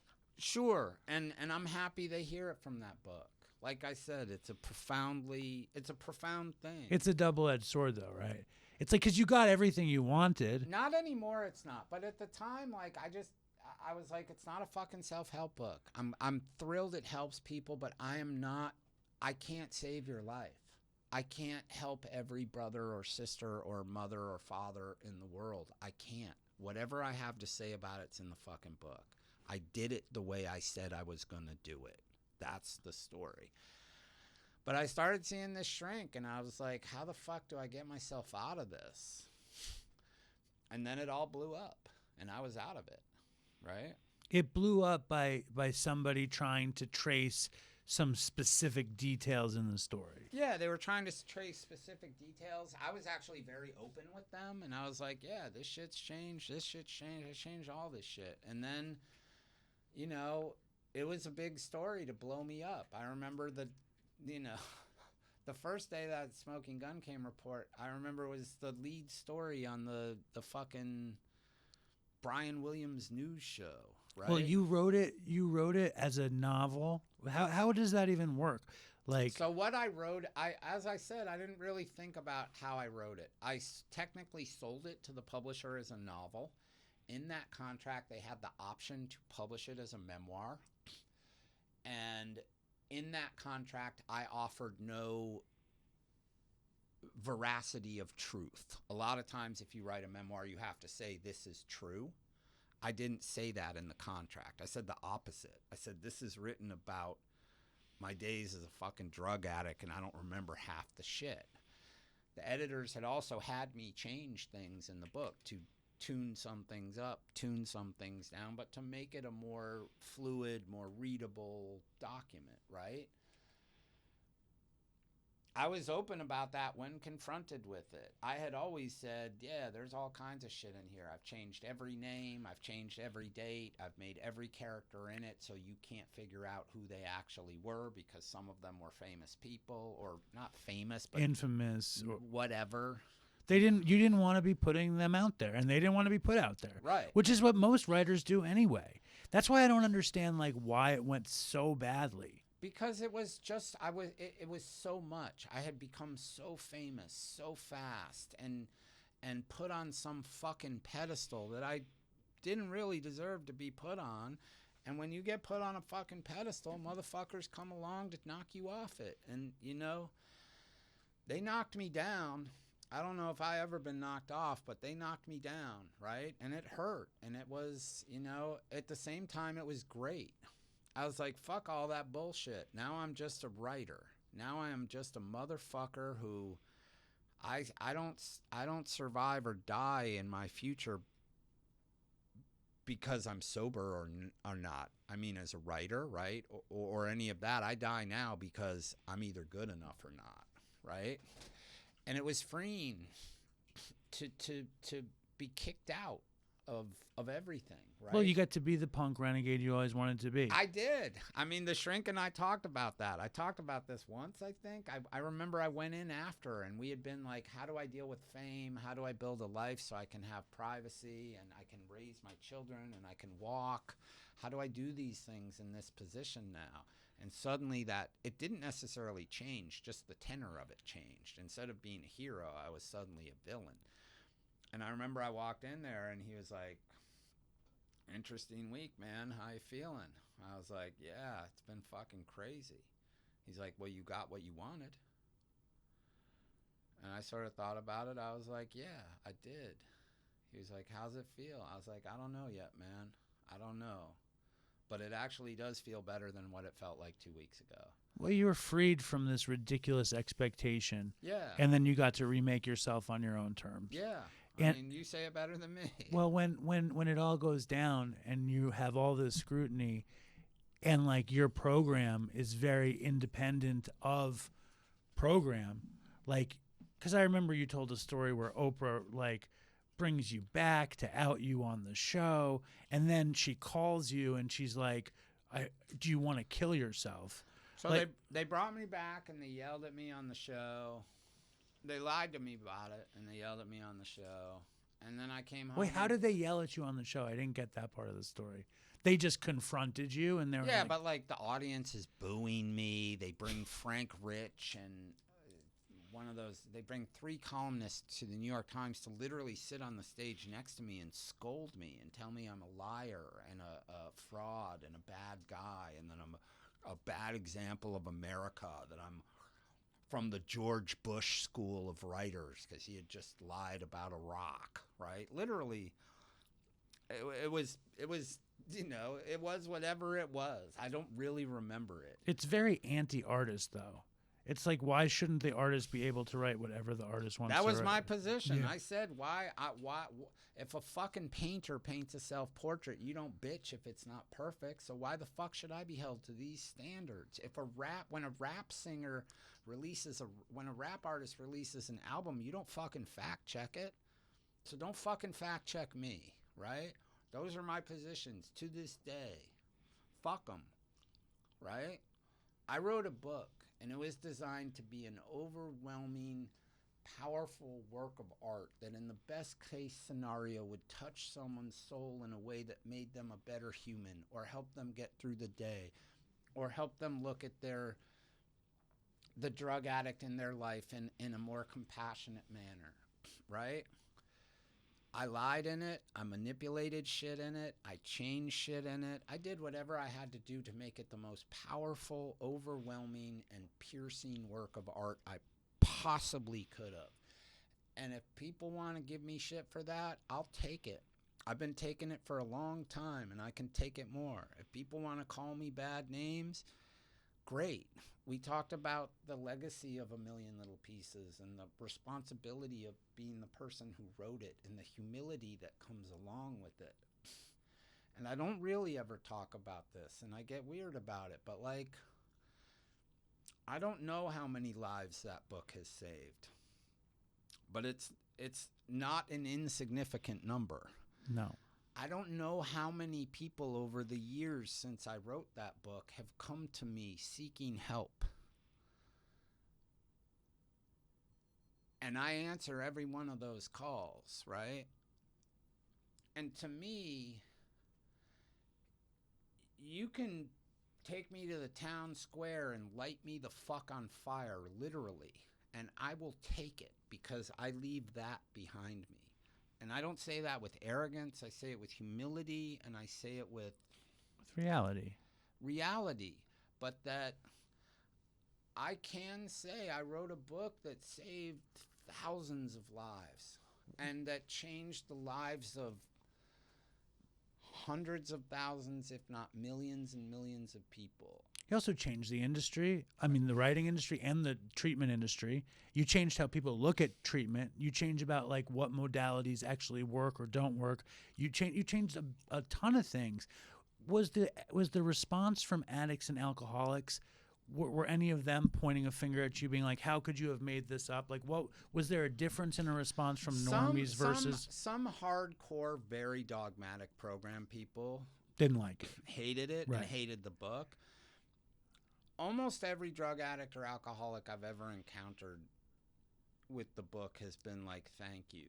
Thank you for telling what I didn't ever know how to tell, or thank you for making people understand, or thank you for just helping me and showing me there's a way that you can be a fucking piece of shit and still survive somehow, that you can be a fucking piece of shit and stop using. And if I am any kind of example, it's that. It's been fucking 32 and a half years for me. I'm still going. I've never picked up a drink. I've never taken a drug that I was addicted to, and I never will, right? I say that. I've said that for a long time, and I say that because that responsibility of A Million Little Pieces is a real thing to me. Like, I'll put a bullet in my head before I pick up a drink. Well, you're a defiant motherfucker. You are a defiant fucking person. And I'm sure a shit ton of our audience has read that book. And it was very important to me that you come in and be you. Do you know what I mean? Because I think like we need to know you, and I think you've given us so much. I mean, listen, at my core, I'm a fuck up, punk, crazy, drunken crackhead who somehow found his way out of it and who somehow found a way to articulate it. And the clearest expression of how I feel about both the book and the community that you and I exist in goes back to what we started talking about, which is when I approach a drug addict or a father of a drug addict or a mother of a drug addict or a room full of them, I always do it with love, right? Always, you walk into Dopey, you walk into that room, with love, you're gonna walk out of that room with love. And it has always somehow, again, we were talking about the Tao and balance. You know who I am away from my public image as this aggressive outlaw punk writer, and that is who I am. But as the Tao seeks balance, I balance that person out with this other person who really does care and who really does take the pain that I have known and that my parents have known and that people around me have known and try to help other people who feel it.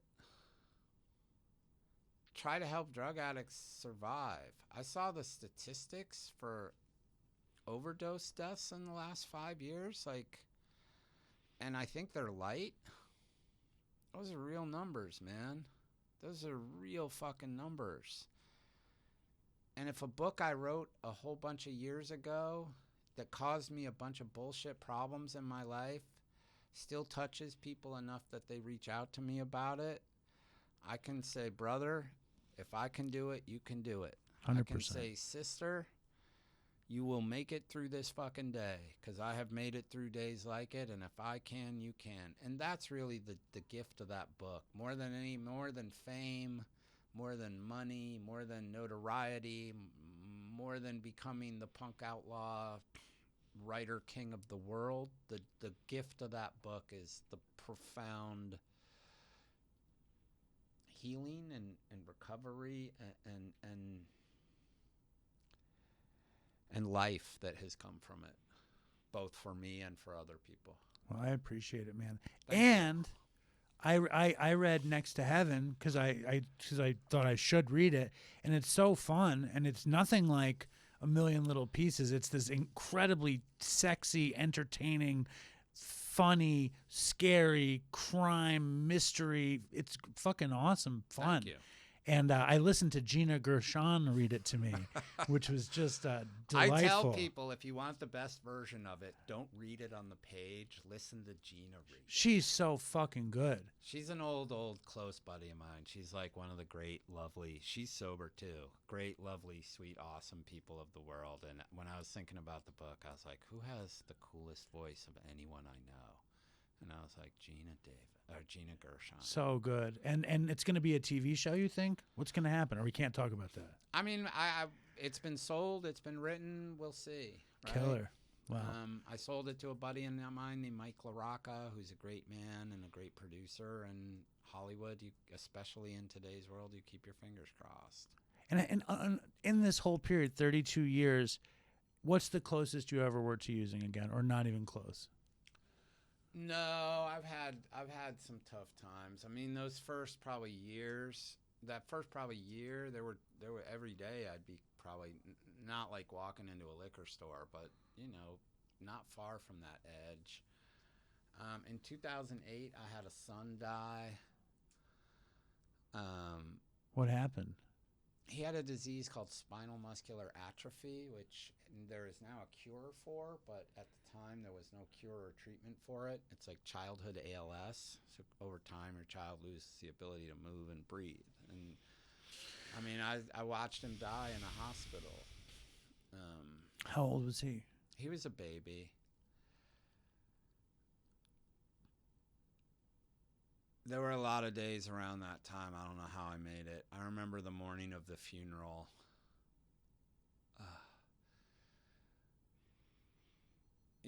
Having to take your wife and your 3-year-old daughter to your son's funeral. You know, those are heavy days. I remember there was alcohol at the reception after the funeral, and I had to stand on the other side of the room. I didn't talk to anybody about it. I didn't bring it up. I didn't make a big deal out of it. I just couldn't stand near it. I know if I had smelled it that day, maybe I would have, but like at least I was aware enough to know, like, don't go near it. I don't really struggle with the idea of using anymore. I struggle much more with the idea of like suicide, right? Like my desire to drink has, if anything, been replaced. I say I'd kill myself before I drink, for sure. I'd kill myself before I smoke cocaine again, for sure. Is suicidal ideation like something that you contend with a lot? Yeah, it is. It's a type of depression I have. It's something that is, I think, part of what I do. Like, a lot of writers and painters kill themselves because we spend all day living inside of our heads, thinking often about unpleasant things. And yeah, I struggle when I get depressed. I become suicidal, you know. How do you deal with it? I mean, I've never talked about this before. How do I deal with it? Meditation, therapy. I have a whole system where I reach out to friends. It's very 12 steps. It's very similar to 12 steps. Yeah, and the one thing I do that some people will have a problem with, and again, I have never talked about this ever, is one of the things that my doctor suggested we do, and I talked to Hazelden about it, and I do it in conjunction with Hazelden and a psychopharmacologist, is when the suicide is over paralyzing, when the ideation is paralyzing. I smoke very strong sativa weed. And the sativa literally makes my body feel so good and makes me high in a way that it's the only thing I've ever known in my life that can break that. It's this super effective antidepressant. Yeah.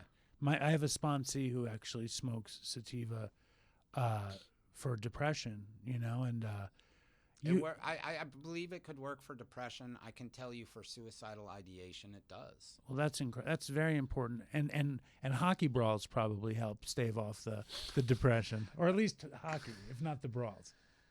So that's how I deal with that. You know, I reach out. I have a system. You know, like if I send a text to my shrink that just says I need to talk now, he knows that like bad things are in my head. I have a list of 5 people, and I know if I go down that list, I'm probably going to get 2 of them on a bad day. On a good day, I get 4, right? I don't want to die by my own hand, but I think about it. I obsess over it sometimes. I plan it out. I envision it in my mind. I envision what those last moments will be like. I think about people I know who've done it and think about how they planned it and what their last moments are like, and wonder what was going through their head. Yeah, that kid from The Wire who just killed himself, James Ransome. I mean, I didn't look at what happened. As soon as I saw that he was dead, I knew it was either an OD or suicide, right? Like, he hung himself. I was reading about it this morning, and the fact that you're here and able to talk about it and able to give any kind of clue to anybody of what they can do instead of that is very important. yeah, I mean, I do struggle with it. I call people. I reach out to people. I have in my life, though not in a while, called suicide hotlines, right? They're actually great. Have you ever called one? No. Weird to be having this conversation on a fucking camera, but you know, Trump's trying to cut the fucking funding for suicide hotlines, of all things, man. Like, and they work. If anybody's out there struggling, like, call one or fucking call me. I don't know, track me down on Instagram, but call somebody. Call somebody or write us at dopeypodcast@gmail.com. Reach out. There's a million places. We'll post a suicide hotline on this too. And James, thank you, man. I love that you came. And listen, man, I resisted for a long time, but we have too many close friends, and once I met you, your heart is too good and pure, and I love what you do. I have an immense, deep respect and admiration for what you do and for all the people you help. And like I said in that room, our people need each other, right? And it's been great to be here. It's an honor to be here, and yeah, to our people, keep going.